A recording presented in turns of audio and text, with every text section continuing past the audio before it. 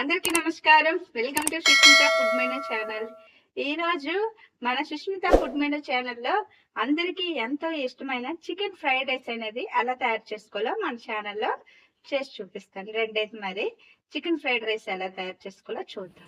ముందుగా నేనైతే చికెన్ అయితే తీసుకున్నాను. ఒక పావు కేజీ వరకు తెచ్చుకున్నాను ఫ్రెండ్స్. చికెను నేను ఈ విధంగా చిన్న చిన్న పీసెస్గా చికెన్ అయితే కట్ చేసుకున్నాను ఫ్రెండ్స్. చూడండి, ఈ విధంగా కట్ చేసుకున్నాను. తినేటప్పుడు చాలా అంటే చాలా బాగుంటుంది. బోన్స్ లాగా ఏవైనా ఉంటే అవి వాటిని తీసేసి సైడ్ పెట్టేశాను. ఓన్లీ ముక్కలు మాత్రమే, చికెన్ మీట్ మాత్రమే తీసుకున్నాను ఫ్రెండ్స్. అలాగే చూడండి, చికెన్ తీసుకొని 1 స్పూన్ సాల్ట్ యాడ్ చేసుకున్నాను. అలాగే 1 స్పూన్ పసుపు, 1 స్పూన్ కారం. చూడండి, చక్కగా కలుపుకున్నాను. ఈ విధంగా కలుపుకోవడం వలన ఏంటంటే కారం పసుపు చికెన్కి చక్కగా అంటే తినేటప్పుడు చాలా బాగుంటుంది.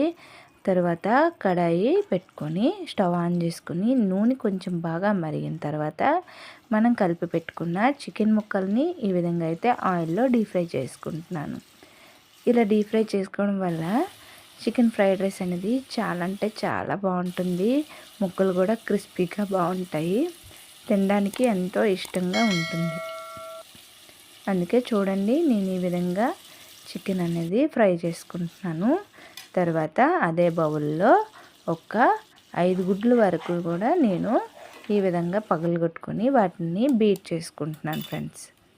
ఎందుకంటే చికెన్ ఫ్రైడ్ రైస్లో చికెనే కాకుండా ఈ విధంగా ఎగ్స్ కూడా యాడ్ చేసుకుంటే మంచి టేస్ట్ అనేది వస్తుంది. పిల్లలు కూడా పెద్దలు కూడా చాలా అంటే చాలా ఇష్టంగా తినడానికి చాలా బాగుంటుంది. కాబట్టి ఈ విధంగా 5 ఎగ్స్ కూడా బీట్ చేసుకుని పక్కన పెట్టుకున్నాను. అలాగే మన చికెన్ అయితే బాగా ఫ్రై అయిపోయింది ఫ్రెండ్స్. చూడండి, వాటిని సైడ్ పెట్టుకుంటున్నాను. ఈ విధంగా మంచి కలర్ వచ్చేసి మంచి క్రిస్పీగా తయారయ్యాయి. వేపుకున్న చికెన్ ముక్కలన్నిటిని కూడా ఒక బౌల్లో పెట్టుకున్నాను. అదే నూనెలో కొన్ని కరివేపాకులు వేసి లాస్ట్లో వాటిని సర్వింగ్ కోసం ఉపయోగించడం కోసం ఇప్పుడే నేను బాగా కాగిన నూనెలో కరివేపాకులు వేపుకొని చూడండి బౌల్లో పెట్టుకున్నాను. తర్వాత కడాయిలో మనం కట్ చేసి పెట్టుకున్న పచ్చిమిర్చి అనేవి అదే నూనెలో యాడ్ చేసుకున్నాను ఫ్రెండ్స్. కొంచెం పచ్చిమిర్చి వేగాక కరివేపాకు కూడా యాడ్ చేసుకున్నాను.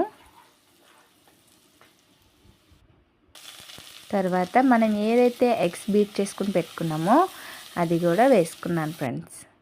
చూడండి ఈ విధంగా ఎంత బాగుందో. తర్వాత 1 స్పూన్ కారం, 1 స్పూన్ పసుపు, 1 స్పూన్ సాల్ట్ అనేది యాడ్ చేసుకున్నాను. యాడ్ చేసుకున్న తర్వాత చక్కగా కలుపుకుంటున్నాను. ఈ విధంగా కలుపుకోవడం వల్ల ఏంటంటే బాగా కుక్ అవుతుంది. ఎగ్ మొత్తం బాగా కుక్ అయ్యి మంచిగా ఇదవుతుంది. అందుకనే ఆ విధంగా కలుపుకున్న తర్వాత ఒక 2 నిమ్మ చెక్కలు అనేవి పిండుకున్నాను ఫ్రెండ్స్. చూడండి, ఈ విధంగా చక్కగా పిండుకున్నాను. దీనివల్ల ఏంటంటే టేస్ట్ అయితే మరింత అద్భుతంగా వస్తుంది. తర్వాత 1 స్పూన్ గరం మసాలా, 1 స్పూన్ ధనియాల పొడి, 1 స్పూన్ జీరా మసాలా యాడ్ చేసుకున్నాను ఫ్రెండ్స్. నాకైతే స్మెల్ అద్దరిపోతుంది. ఎందుకంటే ఎగ్ అంటే నాకు చాలా ఇష్టం ఫ్రెండ్స్. అందుకే అబ్బా నోట్లో నీళ్ళు అయితే ఊరిపోతున్నాయి. తర్వాత చూడండి, ఎగ్ బాగా ఇది ఉడికిపోయిన తర్వాత అందులో వేపిన చికెన్ ముక్కలు వేసుకొని చక్కగా కలుపుకుంటున్నాను ఫ్రెండ్స్. చూడండి, అడుగు మాడకుండా అడుగు అంటకుండా చక్కగా ఈ విధంగా కలుపుకున్న తర్వాత నేనైతే వైట్ రైస్ ముందుగానే ప్రిపేర్ చేసుకున్నాను కాబట్టి ఆ వైట్ రైస్ని అయితే దీంట్లో యాడ్ చేసుకుంటున్నాను. చూడండి, రైస్ అనేది ముద్దగా అవ్వకూడదు, పొడి పొడిగా మాత్రమే రైస్ ఉండాలి. అలాగైతేనే పర్ఫెక్ట్గా వస్తుంది. చికెన్ ఫ్రైడ్ రైస్ అయితే పొడి పొడిగా ఉన్న రైస్తోనే చేసుకుంటేనే చాలా అంటే చాలా టేస్టీగా ఉంటుంది ఫ్రెండ్స్.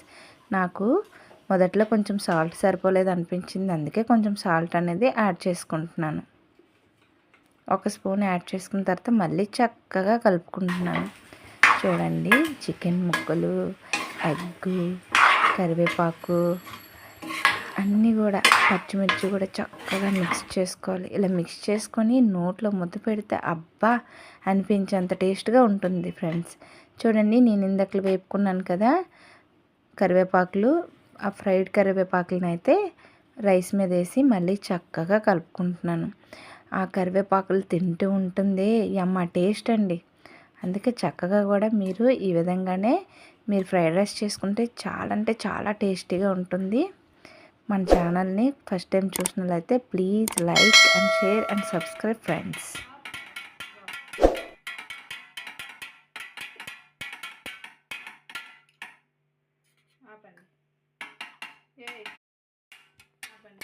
ఆపండి.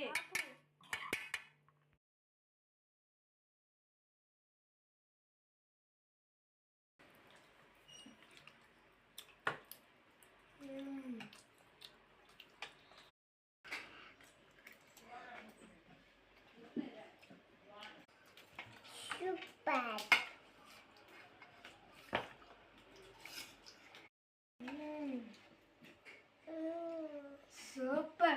Excellent. Thank you for watching.